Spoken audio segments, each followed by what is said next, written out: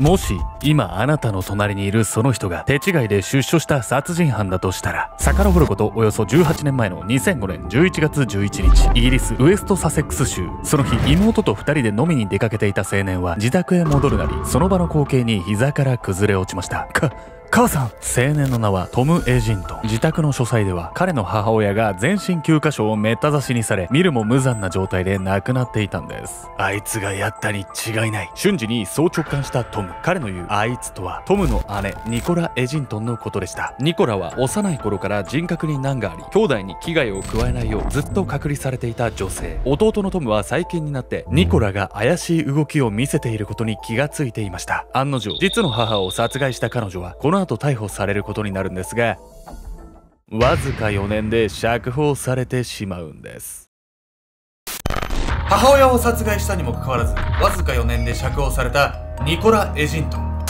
彼女を世に出してしまったことは、結果として間違いだったと言わざるを得ません。自由の身となったニコラの危険性は、なぜことごとく見逃されてしまったのか。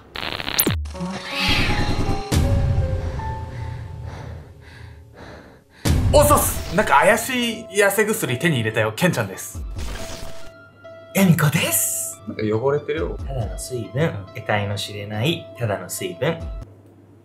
本日ご紹介するのは、実の母親を殺害した一人の女性なんです。この女性、なんと殺人を犯したにもかかわらず、たったの4年で釈放されてしまうんです。なんで殺人犯なのに4年で釈放とかありえなくない？どうしてよ。あんま聞かない短さっすよね。ただね、当時のイギリスではね、釈放してももう大丈夫だろうと思われてたらしいんですけど、今と価値観が違うんでね。ただね、その後ですよ、その釈放された女性、どんどん暴走していくんです。見たことじゃない。見たことじゃない。言わんこっちゃないでした。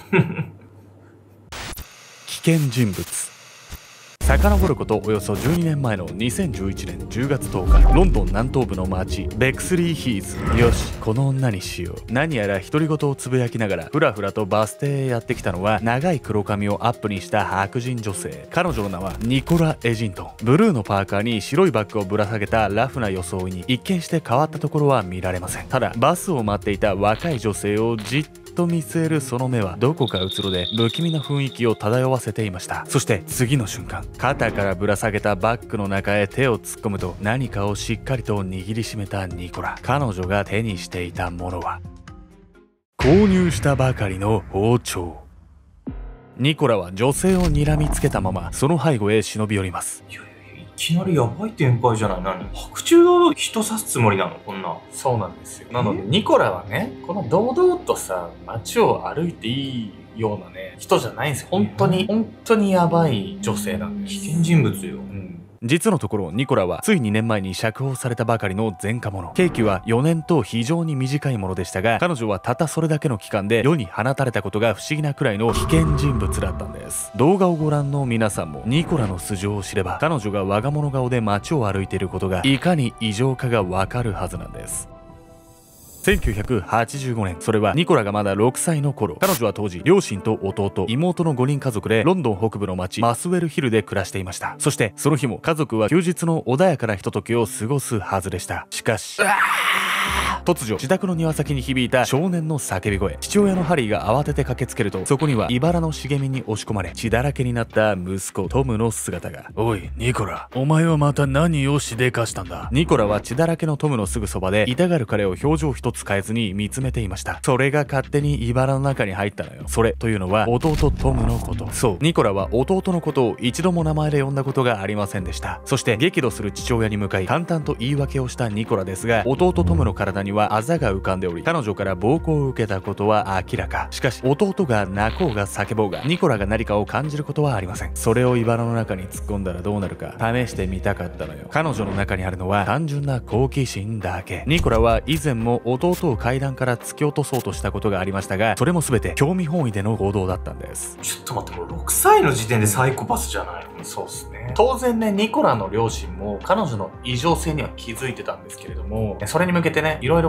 対処を取り始めるんです。。ニコラの暴力的な態度は弟トムに対してだけではなく、彼女は学校でもたびたび暴力事件を起こしていました。当然両親は異常行動を繰り返すニコラを医師に見せたこともあるんですが、お子さんに特に異常は見られません。そう、ニコラは医師とやり取りをするその時だけ自身の凶暴性をひた隠しにするんです。めんどくせえやつだなこいつ。そうやってニコラに振り回されるうち、父と母の関係も次第に険悪になり、2人はついに離婚。父親がいなくなり、母親が一人でニコラを見るようになると、凶暴すぎる彼女は次第に手に負えなくなっていくんです。この子はもう社会から隔離するしかない。こうしてニコラは12歳の頃、母親と共にイーストサセックス州の人里離れたコテージへ転居。母親は弟トムと妹サラを寄宿学校へ預け、ニコラと引き離すことで彼女の教育から守ろうとしたんです。この後もニコラはその凶暴さに拍車をかけていき、暴れる彼女を抑えるため、ついには自宅にバリケードが作られるほどの事態になっていたといいます。お医者さんに見せてダメなら隔離っていうとこまではわかるんだけどさ、母さん大丈夫？ニコラと2人で生活なんて危険すぎじゃない？怖いっすよね。自分の子供だとして。隔離したことでね、それがきっかけで何かがね、悪いことが起こったっていうことにはならなかったんですけど、ただね、この後ね、母親がニコラの衝動を抑えるために取った行動が悲劇へと繋がっていってしまうんです。恐怖のリスト。その後、母親は結局ニコラを留めておくことができず、彼女は15歳の頃にイーストサセックスのコテージを飛び出しました。一人で生活し始めたニコラはストリップバーで仕事をしながら多数の男性と関係を持ち、複数回の妊娠や流産を経験。奔放な暮らしぶりに歯止めがかからない状態となっていました。そんな折、ニコラをどうにか救おうとしたのが、彼女が21歳の頃に出会ったジャマイカ人の男性。男性はニコラと結婚し、彼女の連れ子を自分の子のように可愛がりました。さらにニコラを定期的に精神科へ通わせ、人格に難がある彼女のことをどうにか正らそうと尽力していたんです。しかし、もうお医者さんの治療は受けないわ。悪魔に取りつかれてるの。私に必要なのはお医者さんじゃなくて神の導きなのよ。いつからか宗教にのめり込むようになったニコラは病院での治療を拒否。意味のわからない話を繰り返すようになったニコラに夫は耐えきれなくなり、ついには離婚することに。しかしそうなると問題はニコラの子供をどうするかでした。悪いが君に子供を任せることはできない。子供は僕に引き取らせてもらえないか。絶対旦那さんが引き取るべきだと思う私だ。ニコラがね、絶対一人で子供育てられるだなんてさ、今までの子供見てて思わないでしょ？そうなんですよね。この一件がですね、ニコラの母親を襲う悲劇のきっかけになってしまうんです。いやいや、この子たちは私が育てるの。元夫は子供を自分に預けるように必死にニコラに懇願したんですが、彼女は断固として拒否。ここで黙ってなかったのがニコラの母親でした。この子が一人で育てる？そんなことさせたら子供たちが危ない。ニコラの話を聞き、そう悟った母親はすぐに社会福祉サービスへ連絡。相談員の協力で子供たちは結局元夫に引き取られることになるんです。自分の子を自分で育てたい気持ちはわかる。あなたの具合が良くなったらまた一緒に暮らせばいいじゃない。ニコラをそう悟した母親でしたが、彼女はこの時一つ勘違いをしていました。そう、次の瞬間ニコラは母親に向かい確かにこう言ったんです。子供がいなくなったら国から手当がもらえないじゃない。ニコラが子供を引き取りたかったその理由を知り、唖然とする母親。そしてこの一件をきっかけに家族は悲劇に見舞われることになるんです。2005年11月11日、ウエストサセックス州イーストグリーンステッドのパブでグラスを傾けながら浮かない顔をしている青年がいた。青年がちらりと目をやったその先には、彼よりいくらか年上の長い黒髪の女性が。そう、この日トム・エジントンは姉のニコラを連れてこのパブを訪れていた。なんでよりにもよってこいつと。10歳の頃に離れて暮らすようになって以来、ずっと姉ニコラを避けるようにして生きてきたトム。幼い頃の自分をそれと呼び続けた姉と2人でパブを訪れたことはトムにとって当然不本意なことだった。ではなぜ彼は大嫌いな姉と飲みの席を共にしているのか。実はこの日トムは妹のサラを連れ、一人で暮らす母親の元を久しぶりに訪ねた。すると偶然姉のニコラもその家にやってきていたのだ。親子水入らずの時間を楽しみにしていたトムたちにとって凶暴な姉ニコラは邪魔者でしかなかった。せめて妹と母を二人きりにさせてあげようとトムはニコラを飲みに連れ出すことにしたのだ。トムが見つめるその先で姉ニコラはただ黙って何やらノートにペンを走らせている。思ったよりおとなしくしてくれてるな。何を書いてるかは謎だけど。トムとの会話は一切なかったが、彼はただ姉がじっとしていてくれるだけでよかった。そんな姉の様子に安心し、トムがトイレに立った時のことだった。こんな店二度と来るもんか。トイレから戻ったトムの目に飛び込んできたのは、店員と大声で怒鳴り合っている姉の姿。くそ、目を離した隙に十数年離れて暮らした姉。しかし問題行動ばかりを起こす彼女の性格は幼かったあの頃と何も変わっていなかった。もういいからどこへでも消えてくれ。トムがそう強く願ったその時だった。トム、私はロンドンへ帰るよ。姉は確かにそう言って店を出ていた。トムはその背中を見送ると安堵の表情を浮かべ、すぐに携帯を取り出す。母さん、今からパブでサラと3人で飲もう。邪魔者はロンドンへ帰ったよ。しかしその後、トムはパブで母親と妹が来るのを待っていましたが、やってきたのは妹のサラだけ。トムが電話をかけた時、母親とサラは車で出かけていたため、母親は一旦車を止めに自宅へ戻ったというんです。ところが、なあ、いくらなんでも遅すぎないか？待てど暮らせど姿を現さない母親に嫌な予感を覚えたトム。彼はそこから妹と2人で慌てて母親の家へ引き返しました。すると、その家の中では母親がめった刺しの状態で死んでいたんです。くそ、あいつロンドンへ帰ったんじゃなかったのかよ。いや、これさ、犯人はもうニコラじゃない？何これ、パブから出た後お母さんの家戻ってたってこと？自分のお母さんを襲うチャンスをずーっと伺ってたんです。そして弟のトムにとって本当の恐怖はここからなんです。母の遺体を発見したその後、警察を待っている間、トムはキッチンであるものを見つけました。これはあいつの。そこにあったのは無造作に置かれた一冊のノート。それは確かに姉ニコラがパブにいた時に何かを書き記していたあのノートでした。そしてそのノートを開いた瞬間、トムは背筋の凍る感覚を覚えます。姉ニコラの字で記されたそれは、殺したい人間のリスト。リストの一番上には母親の名前が書かれており、上から線が引かれていました。そしてそのすぐ下に書かれていたのは弟トムの名前。ニコラは弟と2人で飲み交わしながらも平然とそのリストに彼の名前を書き記していたんです。しかし結局その計画は実行には移されず、母親を殺害した後逃亡していたニコラはこの16日後、ロンドンを走る公共バスの中で逮捕されることに。逮捕時、彼女は一切悪びれる素振りもなく、一言こう言ったと言います。私じゃない、トムがやったのよ。ニコラはさ、4年でこの後釈放されちゃうわけでしょ。そりゃ何か起きるに決まってるわよ、こんなん聞かされたら。こんな短い刑期でね、ニコラが更生するなんて到底思えないですよ。釈放された後ね、彼女は一体どうなってしまうんでしょうか。最悪の過ち。母親を殺害した罪で逮捕されたニコラ。結局彼女は統合失調症と診断されたことで過失致死傷罪となり、精神科病院への収容を命じられます。そして4年後の2009年、担当医はニコラの精神状態が極めて安定してきていることを理由に退院を許可。以降は公共の福祉団体の施設でその様子が見守られることになりました。病院やね、福祉団体がニコラに対してこのような対応をしたのはメンタルヘルス法ですね。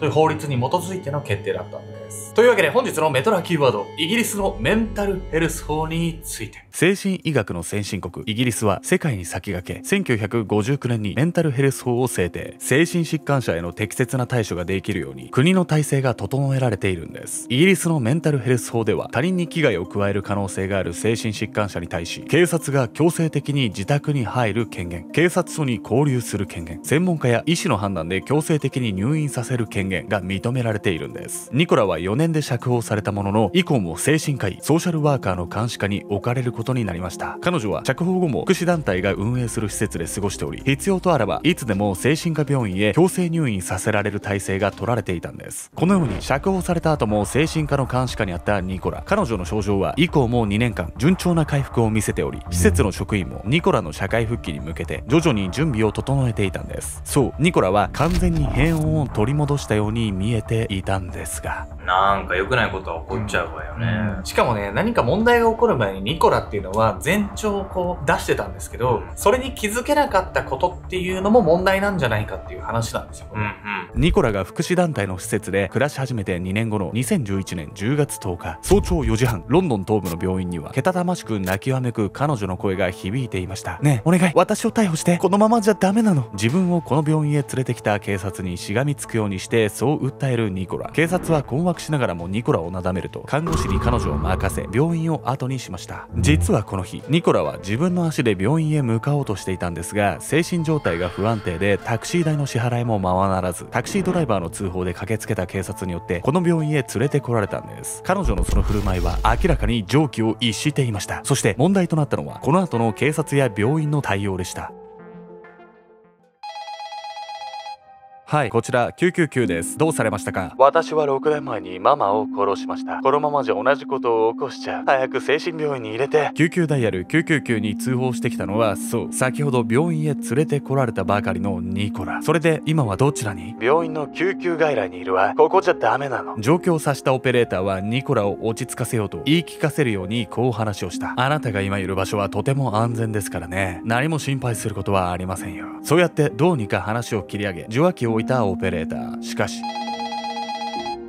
救急外来じゃ何もしてくれない。私はとても危険な状態なの。ママを殺した時もこういう気分だったわ。おいおい、もうこれで5回目だぞ。いい加減にしてくれよ。何度となく電話をかけてくるニコラにオペレーターは半ばうんざりしていた。そして毅然とした口調で先ほどと同じようにこう答えた。大丈夫です。あなたがいる場所は安全なんです。これニコラ5回も自分異常な状態だよってアラート出してくれてたのに、なんで警察何もしないわけ？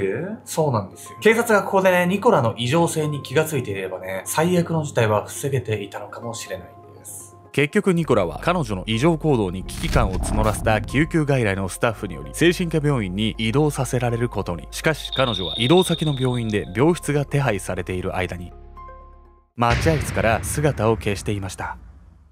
病院の正面玄関はスタッフの交代のため偶然鍵がかけられていませんでした。こうしてその日の朝8時半、ロンドン南東部のベクスリーヒースを訪れたニコラはバス停付近のスーパーマーケットで包丁を購入。バス停でバスを待っていた若い女性に突然襲いかかったんです。幸いこの女性は必死に抵抗してニコラを撃退。包丁を落としたニコラは一度逃走するんですが、その後商店街へ向かい買い物へ訪れていた高齢女性を殺害してしまうんです。警察がニコラを病院へ連れて行った際や通報を受けた際、彼女の前科をきちんと調べていればきっと同じ結果にはならなかったでしょう。まあこれ警察の対応まずかったってのも一個あるけどさ、ニコラの精神状態は回復に向かってたわけでしょ。なんかまずいことでもあったの？実はね、ヤミコさん、ニコラの精神状態、本当に回復にね、向かってたのか、そこからの話なんです。